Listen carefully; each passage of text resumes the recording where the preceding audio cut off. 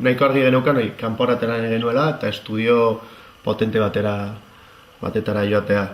Hasi ginenean, zenbait ideia zituen Iñakik eta berain artean Hansa, Berlinen, bera aritu zen pixkat bilaka eta betidanik izan du hona entortzeko gogoiek, ez? Izan ditu. Saiatu ginen, eta saiatzeagatik, ez? Eta, hostia, sorpresa izan zen, bazeuketela hartzeko intentzioa eta hemen gaude.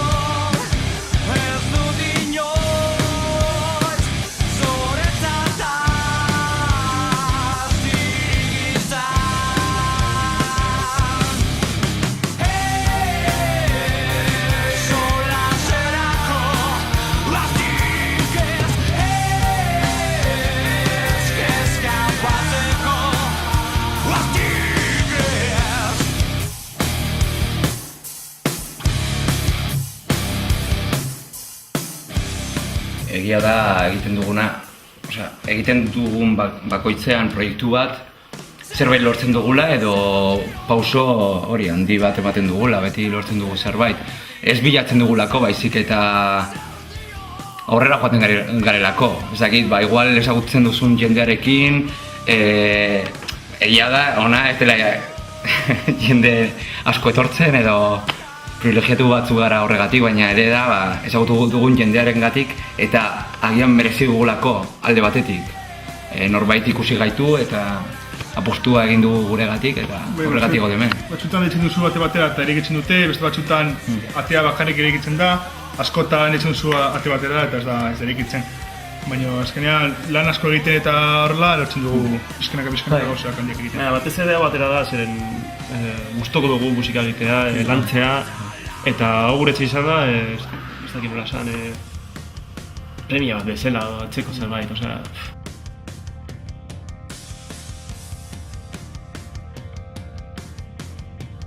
Dera pentsatzen dute Londresa edo estatu batetara. Hegazkinez eta de puta madre, etorrik da furgonetarekin, 6 ordu gidatzen. 6 ordu, baina iritsi ginena esan genuen. 6 ordu izan dira, baina ez da inbesterak bizan, ez? Estamos en Calais, aquí, hablando con los autóctonos. Vamos a pasar al túnel. Azkeneko hiruak, okerrenak. Azkenean sortzi tipo furgonetan sartuta ambientea egiten dezu eta kilometroak tira jendeak agian galdetuko du ez zergatik furgonetaz, ez? Gaur egun, hegazkinak nahiko merkeak dira. Ez da ona etortzea bakarrik, edo ez da gu ona etortzea bakarrik bateria etorri egin da, ampliak etorri dira. Eta azkenean izan genuen hor debate txikia taldean, horrela atera zen. Eta pixkat esaten duguna, luzea, gogorra askotan ze gauean izan zen gainera, ordu asko errepiden, baina horrek ere taldea batzen du. Eta ondo dago ona etorri baino lehen denok hor proiektuan hainbeste sartzea. Agian hegazkinean, ez dakigu, nola izango litzateken, horrela izan da, takika.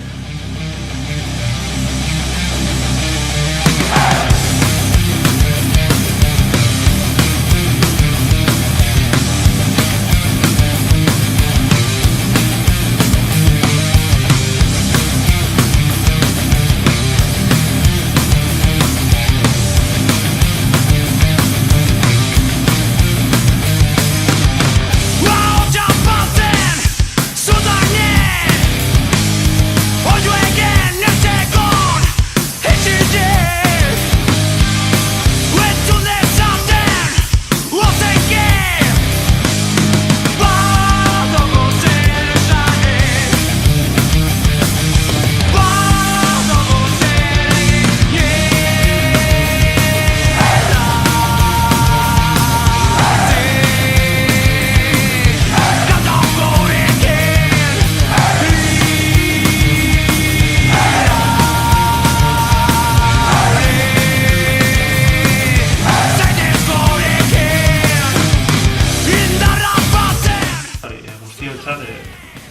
honetan, hori badirela gauza pila bat gure barruan sentitzen ari ditugunak, ez? Hori lagunen eta hori proiektu honetan daude guztion, zera elkartasun hori nabaritzen dugun ikuste guztiok. Pertsonaki bakoitza bere modura, ez? Ona etortzea, ingurua ezagutzea, jende berria ezagutzea. Eta horrezkena hori da, nahaste bat, emoziozko nahaste bat. Ikaragarria, baina oso ikaragarri polita. Baina hori, polita esan da zeratik esan turri zein joan batean, eta zegoen. Joango bera rasmo batetara, gratzaizka bat, eta jendea ez du inoiz gelitu pentsatzeko, gara da, oso errezgatu bat da etortzea. Lehenengoan esan dugu baietz, hori nire ustez oso polita da, konfiantza taldearengan eta guregan. Hemen ez eskoak izatea, ezin eskoa da, kale honetan. Beti positiboak, beti baiezkorrak eta horrela lortzen dira gauza.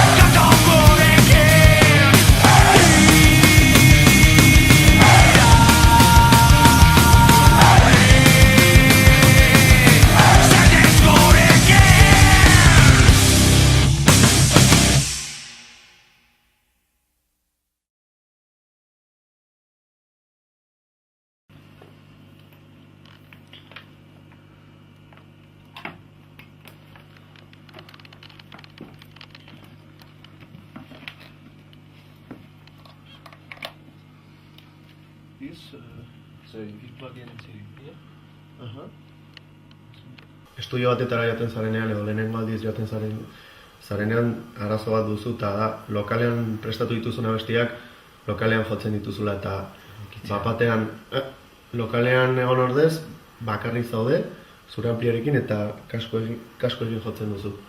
Eta hori naiz berinetik gatozen hemen ere berriro lehen pausa ematea da, hori hasteko. Hay tres personas que tienen el mismo envío. Bueno, pues vamos a tirar un poco para aquí, un poco para allá. En lugar de pensar qué es lo que puedo tal, pues igual decir, pues mira, si yo me quito un casco, ¿no? Pues lo que hemos hablado antes, si yo me quito un casco puedo tener la voz un poco más baja y que no les moleste a estos. Y si yo puedo hacer no sé qué tal, pero necesito tal o necesito cual. Dentro de nuestras posibilidades ir moviéndonos un poco, ¿vale? Que no sea... Porque es que si no, al final, ¿entendéis? O sea, vamos a pensar un poco en positivo y vamos a pensar que estamos haciendo una cosa muy guay aquí y vamos a intentar dar todo lo posible en la medida en lo que tenemos, ¿no? Imaginaos que en lugar de esto nos pilla un super concierto, el macro festival de la leche, nos oímos como el culo, pero lo tenemos que dar todo porque hay 20.000 personas viendo. Pues pasaría lo mismo, tú tienes que darlo todo, ¿no? Que vamos a pensar en lo mismo. ¿Vale? Eta gero... Lekura gokitzea eta... Ez dakit, bakarrik hori, gero berehalakoa izan da. Baizik, batez ere, denbora gutxi geneukalako. Bi egunetan grabatzea, suposatzen du gauzak gauzetara azkar ohitzea. Al final también, la cosa es que hemos venido aquí, que es todo muy diferente, aunque el plan de trabajo viene siendo lo mismo que íbamos haciendo en la Berin. Así que la verdad es que la gente que trabaja aquí sí que nos ha ayudado mucho y en general todo el movimiento que hay aquí para grabar, tanto que pues son cosas que te dan de comer aquí, de cenar aquí, la gente está contigo y eso un poco te ayuda a sentirte cómodo, que al final es lo que hace que funcione una persona a grabar un disco.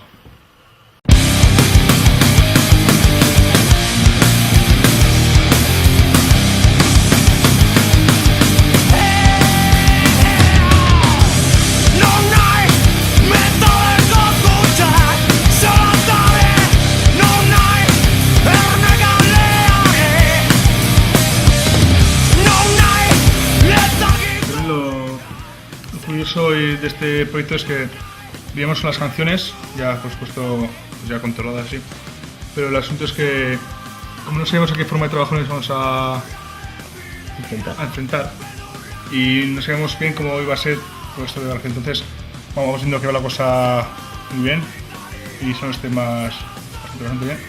Entonces la cosa era la incógnita esa de que no sabíamos cómo iba a ser esta forma de trabajo cómo iba a ser la gente, de cómo iba a sonar el estudio y tal. Pero bueno, por ahora buen resultado. Gero hori, baita ere, ez dela bakarrik hemen grabatzea, gero han hastea, baizik eta ere bateria jolea berria dela, eta horrek kondizionatzen duela ere soinua. Ez berdintzen duela. Ba, niretzat hau izan da, kiston esperientzia zen, claro, ni badara matzetagoekin urte bat, eta urte bat hori, beraiekin egazen egiten saiatzen, kontzertuak ematen eta urte batean hemen gaude, Real Gorren diska grabatzen, osea, hau da, ametsa. Bai, eta, bueno, kiston esperientzia izaten ari dago niretzako eta taldearentzako, hori daukagun guztiok.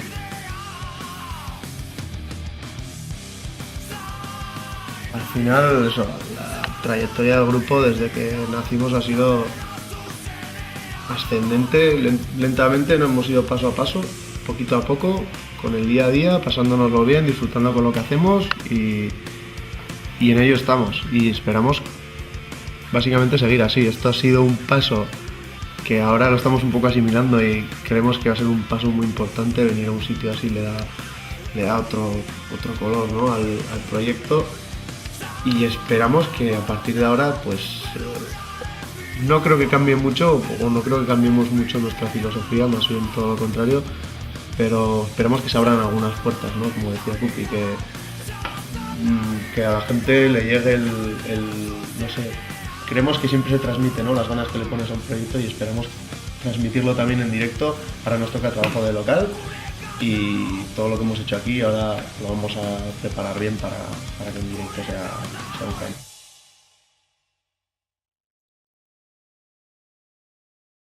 Es bueno que estamos en un sitio tan grande y así, pero no es algo que nos esté sobrepasando. O sea, quiero decir, igual dice la gente, esto puedes pensar, hostia, en los sitios más importantes del mundo y tal, igual la gente se ve como está cohibida y así, ¿no? Yo pensaba que me sentí un poco más cohibido y al final ves que no te sobrepasa y puedes hacer un trabajo a la forma de estar como si estuvieras, como quien dice, en tu casa, por comodidad y por lo confortable que estás aquí, pero al final es muy, muy bien.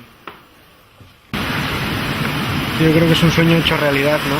Estar en uno de los mejores estudios del mundo, no solamente por el equipo y por el entorno, sino por la filosofía que tiene este estudio, que yo creo que ha sido pionero con respecto a la grabación, al mundo de la creación musical, ¿no? Yo creo que es un estudio que tiene otra forma de plantear y de ofrecer este tipo de servicios a los músicos, quizás sobre todo porque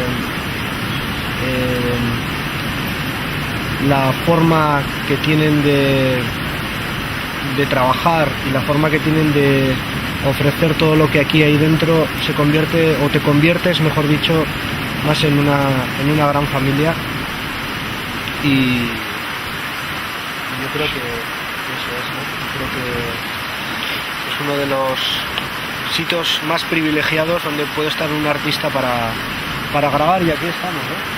Aquí estamos. Para mí es un sueño hecho realidad estar aquí. Gero beste alde batetik ere esatea hemen ez dela bukatzen proiektua, gero estatu batuetara joaten dela Dimasurrekin, orduan baita ere beste kutsu bat hartuko duela, ez dela bakarrik inglesen edo Inglaterrako kutsua edo estudio honetako kutsua, baizik eta gero estatu batuetan pixkanaka moldatzen joango da edo proiektua burutzen joango da. Eta hori ere jarenarentzat ere ikasteko modu bat izango da.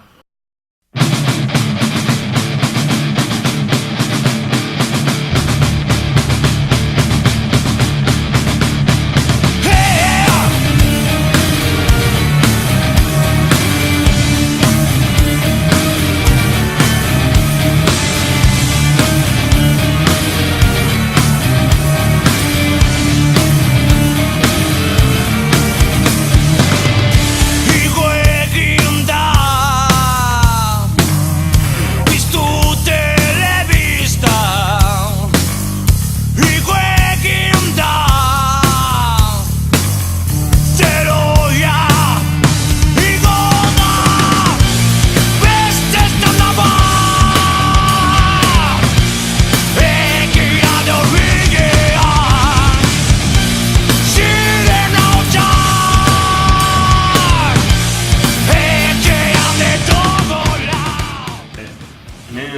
zirela, baina beste bi gutxienez faltako zirela, ez? Zer, claro, herria gorreko historia guzti hau eta proiektu hau osetara gulau bakarrik izan, ez da pentsatu ere, bederatzi pertsona egon gara hemen Inglaterran, eta batez ere hori esango nituzke bi izen, ez? Izango zira Andres eta Iñakiarenaren izenak, ez? Biok egon dira hasieratik erabat sartuta proiektuan, beste bi taldekide bezala izango... Dira. Bueno, eta dira, bai. Dira. Andresen kasua gainera, barezia da, zeberak utzi egin zuen pasaden urtean taldea, eta bueltatu egin da manager moduan edo, eta niri behintzat, ostia,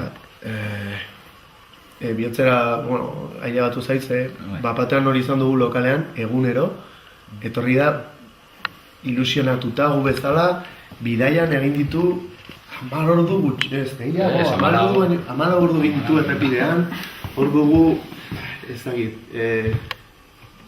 izan da nahi, bueno, garrantzitsua oso aurreran eta laguntzen beti, ez dakit, behar dugula zerbait, bera joaten da. Azken finean ez da bakarrik managerra, da lagun bat. Laguna. Eta taldea ez dira bakarrik lau musikalari edo lau baditugu atzean eta behar ditugu lagunak eta manager edo produkt bai izan daiteke Andres laguna bai, bada. Iñaki produktorea bai, baina laguna ere badugu.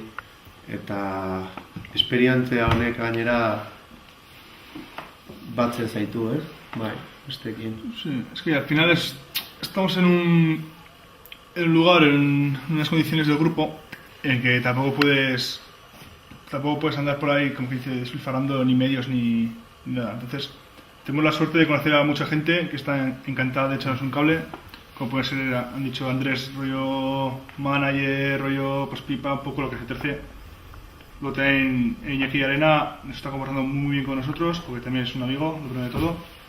Luego hay gente pues como Aymar, que sujeta la cámara, que también pues echa un cable con esto de Making Of, Maite ha venido también a grabar, John ha venido a hacer un poco de asistencia con técnico sonido, que de lo normal nos ayuda a poner los técnicos de sonido, de directos, pero hay más gente que no ha venido pues porque tampoco era...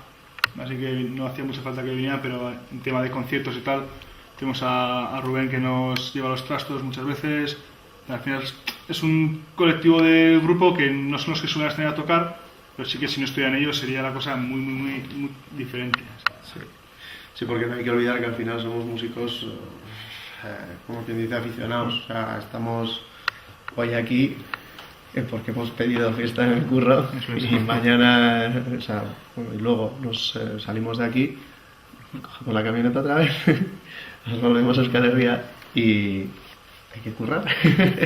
Triste, y es muy importante esa gente que además también ha pedido vacaciones en sus trabajos, se ha volcado en tu proyecto, lo vive y a mí, o sea, me emociona, lo pienso y digo, hostia, qué pasada, o sea, ya que tu música o tu proyecto trascienda del propio grupo y les toque también a otras personas es lo más grande.